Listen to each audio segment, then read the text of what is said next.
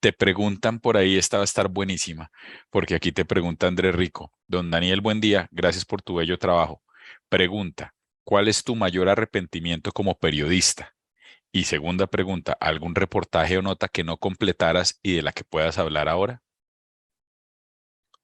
Pues, digamos, pues, las dos preguntas están relacionadas. Eh, Cuando Samuel Moreno ganó la elección para la alcaldía de Bogotá, yo tuve acceso a una serie de correos electrónicos que mostraban cómo se estaba armando el carrusel de la contratación, pero no para operar con Samuel Moreno, sino para el candidato que estaba enfrentado a él, que era Enrique Peñalosa. Esos correos electrónicos traían unas pistas muy claras de cómo iban a manejar licitaciones, adjudicaciones y cómo había un plan deliberado para eso. Eh, Junto con 6 periodistas de Noticias Uno, tomamos esos correos y los pusimos en una línea de tiempo. Ustedes saben que las cronologías son instrumentos muy útiles para la investigación periodística en este caso, pero la investigación en general para poner en contexto las cosas. Entonces poníamos el correo electrónico, mirábamos qué estaba pasando ese día, mirábamos qué estaba pasando en el mundo de los contratistas, de las licitaciones y en el mundo político, y cruzábamos hasta armar una trenza y nos dimos cuenta que los correos tenían coherencia.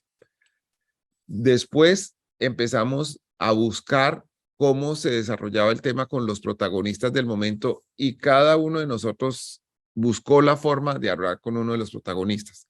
A mí particularmente me tocaba Enrique Peñalosa, lo busqué y uno de esos correos en los que aparecía el mencionado con su correo electrónico personal y todo, él me dijo que jamás lo había recibido y me mostró su computador en donde no aparecía ese correo. Como no aparecía, mi, digamos, mi obligación en ese momento fue pensar que si no había un respaldo, tambaleaba toda la investigación. Y creo que me equivoqué al no publicar en ese momento. Y creo que si lo hubiera publicado, quizás el carrusel de la contratación de Bogotá se habría podido evitar o no habría tenido las dimensiones que tuvo.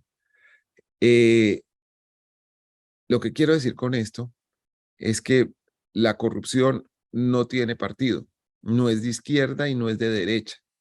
La corrupción en contratación busca sobrevivir sea quien sea el que esté en el poder. Y estaba preparada para que ganara otro candidato, pero ganó este y terminaron haciéndolo. Eh, ¿Por qué existían esos seguimientos de correos electrónicos tan extendidos? Un asesor de Enrique Peñalosa, un asesor político de Enrique Peñalosa de la época, un ciudadano panameño estadounidense, venía siendo seguido por el IRS por un tema. El IRS es como la DIAN en Estados Unidos, es la autoridad de impuestos en Estados Unidos, por un tema de evasión de impuestos y posible lavado, seguían al señor. Y siguiéndolo, vinieron a encontrar esta serie de elementos que no tenían que ver con lo que ellos estaban buscando, que se reflejó en otras comunicaciones, pero que mostraba una operación de gran escala que podía ser el comienzo de la corrupción. Eh, yo me reuní con una fuente de Estados Unidos, la fuente me entregó esto y lo desarrollamos en secreto en una investigación en la que participaron los periodistas Ignacio Gómez, Arnulfo Méndez, Yesid Vaquero, Mariana Adra, Jaime Honorio González y yo. Y nos distribuimos esto, además con el criterio de encontrar un hilo que uniera esas comunicaciones y que llevara a lo que era la ejecución de la contratación. Como, digamos, temblequeó uno de los elementos vitales de la publicación, que era esa comunicación con Enrique Peñalosa, terminamos decidiendo en conjunto que no íbamos a publicar porque podía ser infundado. Los hechos y el tiempo demostraron que realmente lo que habían planeado con un candidato que perdió fue lo que hicieron en la administración del que ganó. Y que tal vez si nosotros hubiéramos tomado la decisión periodística de publicar haciendo la salvedad de que la prueba sobre Enrique Peñalosa no era suficientemente sólida, pero mostrando todo lo demás, quizás habríamos sacado a tiempo, a flote, el carrusel de la contratación. Ese es uno de los grandes arrepentimientos que tengo en la vida por no haber hecho. Tengo un arrepentimiento por haber hecho, que es un arrepentimiento involuntario. Una vez escribí una columna durísima sobre corrupción de una funcionaria y sobre involucramiento con grupos al margen de la ley.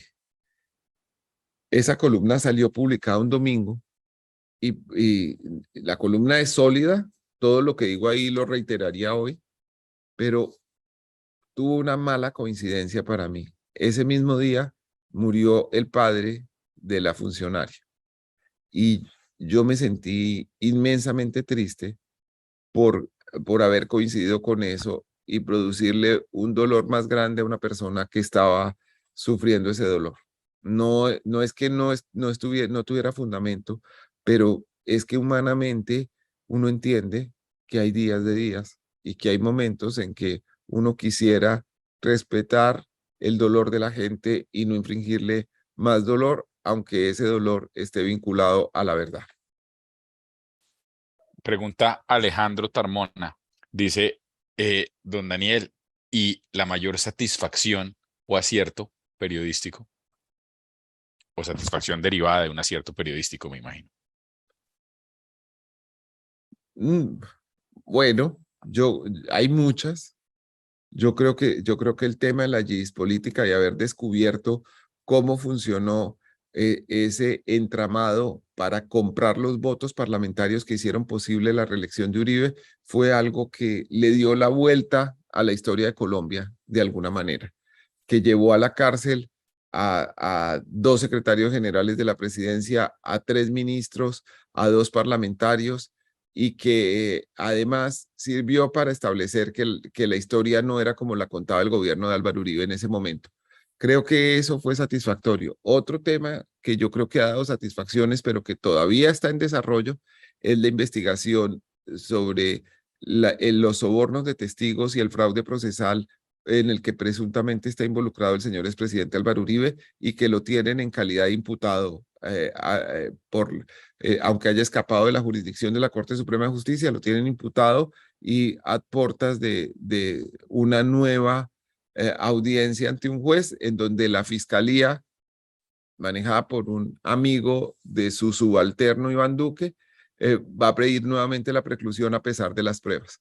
Hablando de eso, tengo la idea y ahora que terminemos esta reunión, voy a hablar de esa idea con Diego y Jonathan, de contar esa historia eh, casi como una novela policíaca para ustedes, para mostrarle en redes sociales de manera sencilla qué fue lo que pasó, cómo fue que se hizo y cómo coinciden portentosamente una cantidad de elementos que muestran que esto realmente significa algo grande. Pero ahí me vas a chiviar porque yo soy el que quiere hacer esas memorias algún día, pero y aprovecho para hacer la pregunta y es, ¿puedes contar esos detalles? Porque si ya hablaste tú del tema, ¿cuánto tiempo duraste tú con el cassette de la confesión de Gidis en la maleta? ¿Cómo estabas como estudiante? O sea, porque es chévere que la gente sepa, tenías esa información, pero no puedes revelarla, pero pues dejo que cuentes tú porque es fascinante. No, pues es que es una cosa muy particular, porque figúrense que en junio del año, esto debe ser 2004, yo había recibido la información de cómo se estaban alineando las fuerzas en la Comisión Primera de la Cámara de Representantes con relación al acto legislativo que hacía posible la reelección del entonces presidente Álvaro Uribe. Y pasó algo que es muy particular. En un momento, la Comisión de Primera de la Cámara de Representantes tiene 35 miembros y hubo un empate exacto. Había 17 a favor, 17 en contra y uno que era el fiel de la balanza, que era un representante a la Cámara muy menor, que era el hombre de Name. Se llama, ahora hasta hace poco por lo menos fue embajador en los Emiratos Árabes Unidos, se llama Jaime Amin. Pero siguiendo esa ruta empezamos a ver cómo se empezaron a mover las fuerzas antes de la votación. Y esto quedó en manos de 4 o 5 personas. Una era Rosemary Martínez del Tolima, hermana del expresidente de la Cámara de Representantes, Emilio Martínez. Otro era Teodolindo Avendaño. Teodolindo Avendaño era un político conservador del Valle del Cauca, de un pueblito que se llama Caicedonia, y él había llegado a la Cámara de Representantes básicamente con una fuerza política que presidía un diputado que se llama Naciancén Orozco, que hacía parte del grupo de diputados que en ese momento estaba secuestrado por las FARC y después fue terriblemente asesinado. Y Gidis Medina. Gidis Medina estaba en la Cámara de Representantes dentro de un acuerdo político porque ella no había sido elegida como principal, sino era la suplente de Iván Díaz Mateus, un representante a la Cámara. Cuando nos dimos cuenta, o sea, nos mandamos a buscar a Rosemary Martínez y yo me acuerdo que nos dio una entrevista en un run point que hay en la carretera cerca del Espinal Tolima, en donde hay un monumento a un tambor gigantesco, a la tambora tolimense. Ahí parada en la tambora nos dio la declaración diciendo, no, yo voy a votar en contra de la reelección, yo no creo en eso, y se mantuvo en eso. Y entonces mandamos a buscar a Teodolindo y dijo que él no sabía, que no sé qué, y concluimos, este está negociando con el gobierno. Y mandé a buscar a Gidis Medina, y Gidis Medina llegó a mi oficina en esa época en la dirección de Noticias 1 y me contó la historia y me dijo que ella tendía a votar en contra porque el gobierno había olvidado a Barrancabermeja, a su ciudad, y que ella tendía a votar en contra y no sé qué. Y nos dijo que aunque no había decidido, tendía a eso. Después, estas conversaciones tuvieron lugar un viernes. El martes siguiente fue la votación y el lunes se habían tomado una foto los que iban a votar en contra y ya tenían la mayoría, ya eran 18 votos. Se tomaron una foto en la casa de una de las integrantes de la Comisión Primera de la Cámara de Representantes y ahí estaba Gidis Medina con el no. El martes, Gidis Medina desapareció y terminaron votando a favor de la reelección de Uribe. Teodolindo Avendaño no votó, se perdió y todo el mundo, o sea, toda la prensa concluyó que se habían vendido unos y que por eso había quedado la votación así. Eso sucedía en junio. El 7 de agosto siguiente, Gidis Medina me llama por teléfono en la mañana y me dice, necesito hablar con usted, necesito contarle una cosa. Y yo le dije, claro, venga. Era un sábado, si no estoy mal. Fue allá y me dijo, mire, lo que pasa es que a mí me compraron el voto. Le dije, pues eso todo el mundo se lo imagina, pero ¿usted está dispuesto a decirlo? Ya mando a subir una cámara y usted me lo cuenta en cámara. Y me dice, no tan rápido. Yo estoy recibiendo amenazas y quiero contarle esto bajo el secreto de la fuente. Quiero que usted solo use esto si me matan o si me pasa algo. Y yo dije, bueno, le dije, bueno, grabémoslo. Me dijo, no, yo quiero hacerlo fuera de aquí, en la casa de una amiga, con el menor número de gente posible. Yo solo voy a llevar a una persona de mi confianza. Y le dije, bueno, yo me fui para al día siguiente para esa casa con la periodista Patricia Uribe y con el camarógrafo Darío Torres. Habitualmente una entrevista de estas características se graba con 2 o 3 camarógrafos, pero esta vez solo llevamos uno para mantener la confidencialidad. Y Gidis Medina contó lo que contó. Y al final de la entrevista, para que quedara el compromiso en cámara, dijimos, bueno, entonces esta entrevista solo se va a publicar en el caso de que a usted o a algún miembro de su familia le pasa algo. Y ella complementa, o de que el gobierno no cumpla. Y ahí terminó la grabación. Yo me fui al noticiero, saqué una copia en un DVD que le entregué a Gidis Medina, saqué otra copia, otras 2 copias. Una se la mandé a un colega a Londres para que la pusiera en una cajilla de seguridad, donde, por cierto, sigue hoy. Tantos años después todavía sigue allá, junto con otras cosas. Y otra de esas copias la guardé en mi morral y el original lo guardamos en la caja fuerte de Noticias 1. El entonces productor Álvaro Ramírez tenía una caja fuerte en donde guardábamos material muy sensible para que no se lo robaran como los computadores de Nacho. Después de eso, empezaron una serie de amenazas contra mi familia y contra mí, y especialmente contra mi hija que tenía 6 años, y eso nos llevó a salir del país. Yo terminé junto con mi familia en la Universidad de Stanford, en California. Y estando allá, vino la discusión de la Corte Constitucional sobre el trámite de la reelección, que entre otras cosas buscaba establecer si el trámite había sido claro y limpio, si no había tenido influencia algún tipo de compra de votos. Y yo sabía que tenía la prueba, pero sabía que no la podía publicar porque estaba bajo el secreto de la fuente. Yo llamé a Gidis Medina. En ese momento Gidis Medina tenía no menos de 12 teléfonos. La llamé a todos y en ninguno me contestó. Consulté si podía publicarlo o no con 2 grandes maestros del periodismo, uno colombiano que no vive en Colombia y un europeo, una persona muy importante en el mundo del periodismo en quien confío. Vale la pena mencionarlo, don Daniel, No, el señor, no europeo. puedo porque eso es secreto de fuente. Bueno. El, les dije bajo secreto casi de confesión de qué se trataba esto y los dos coincidieron en que yo no podía publicarlo.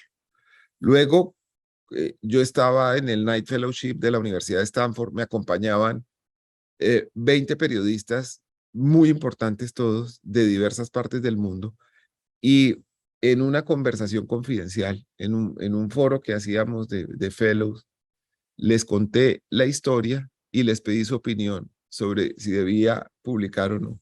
19 de ellos me dijeron que no podía publicar y uno solo me dijo que lo debía publicar.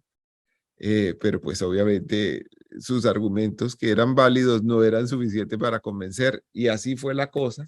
2 años después volví a Colombia, eh, fui al noticiero y curiosamente, unos días después, una persona que estaba escribiendo con un libro para Gidis Medina dio una declaración en El Espectador al periodista Norbey Quevedo contando que estaban trabajando ese libro sobre cuál había sido el verdadero proceso de la reelección. Y al día siguiente fue entrevistado por la emisora La FM de RCN. Y en esa emisora dijo que existía un video en donde ella contaba todo y que Daniel Coronel lo tenía y que no lo había publicado por ser un gran caballero. Yo no lo había publicado no por ser un gran caballero, sino porque pesaba el secreto de la reserva de la fuente y el sigilo profesional, pero si ella lo había roto, yo quedaba relevado de eso. Entonces, inmediatamente dijo esto, yo localicé a Gis Medina y le dije, véngase para acá, doctora, vamos a hablar. Y le dije, bueno, usted rompió nuestro compromiso. Yo esperaba que me dijera que no y me dijo, sí, yo lo rompí. Usted está libre para publicarlo. Y me dijo, le ruego que me dé 2 semanas que yo voy a arreglar mis cosas porque seguramente va a terminar presa.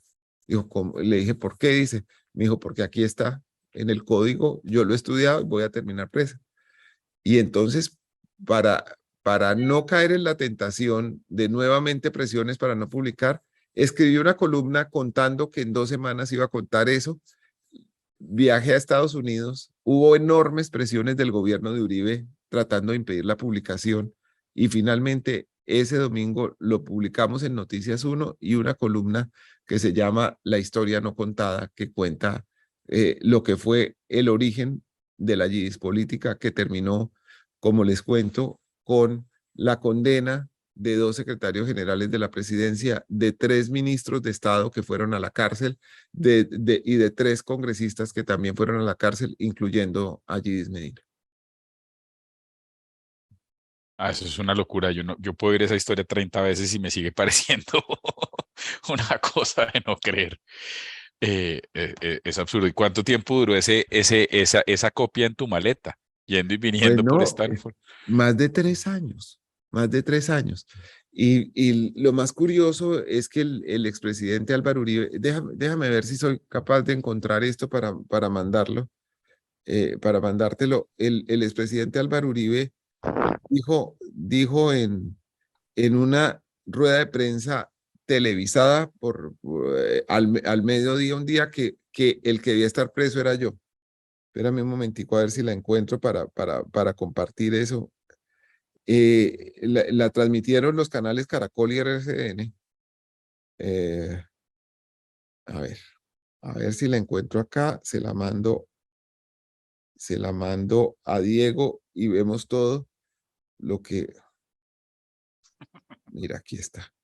Es que esa historia es una locura. Esa historia es una locura, de no creer, de verdad.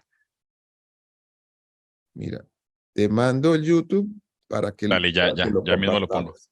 Sí, señor, Y ya mismo. con lo que quería, lo que quería Álvaro Uribe. Además no quería sino que yo fuera el que terminara preso, pero además era un razonamiento bien absurdo, porque él decía que el delito no se había cometido, ya te lo mandé, Dieguito, Ya, que el señor, sí, delito señor. no se había cometido porque no hubo compra de votos, pero que yo había ocultado la comisión del delito. O sea, era un silogismo imposible tratando de hacer esto. Y entonces él estaba siendo investigado por la comisión, él empezó a ser investigado por la Comisión de Investigación y Acusación de la Cámara de Representantes, que como ustedes saben, nunca termina en nada.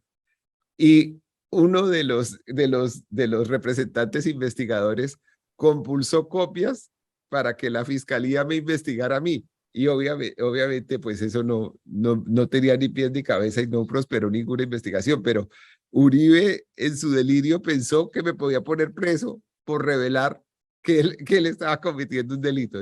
Es una locura. ¿Te llegó, Míralo aquí. Dieguito? Sí, señor, aquí está listo. Mira. Va. Que aquí hay algunos sectores de la justicia y el periodismo que se creen por encima de la ley. Por ejemplo, el señor Daniel Coronel se guarda 3 años un video que según él contiene pruebas sobre delitos. Yo he estado estudiando el tema. El periodista tiene el derecho de proteger la fuente,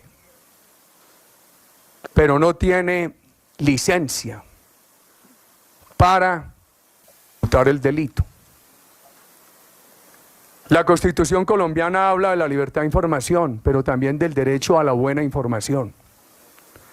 Y ese tema sí que es grave, porque entonces, y es un caso para que haya una reflexión democrática en Colombia, que lleve al periodismo a separar su derecho a proteger la fuente de la obligación de no ocultar el delito y de la obligación de no ser cómplice con el crimen. Con el crimen de él. Déjalo, Ah, Dieguito. perdón. Ya mismo. Es que ahí sigue con otra cosa relacionada. Ok, perdón un segundo. Solo faltan unos segundos, pero quería que lo vieran ustedes completo. No, ya me vuelvo, es que no lo estoy encontrando. Segundo, no sé ¿Te dónde lo está. vuelvo a mandar? No, aquí está. Mira, ahí va, señor. Me cuentan Listo. si desde ahí lo queremos o más adelante. Listo. Hay que tomar decisiones ante los hechos, no ante las revelaciones de prensa. Ok, listo. Es una cosa muy particular. Vamos a seguramente a volver a hablar de estos temas en algún momento. No, este es un formato que yo me sueño, de verdad, las historias contadas tuyas, lo de Luis Carlos Galán, es que son demasiadas. Si hacemos una por viernes, eso es una locura.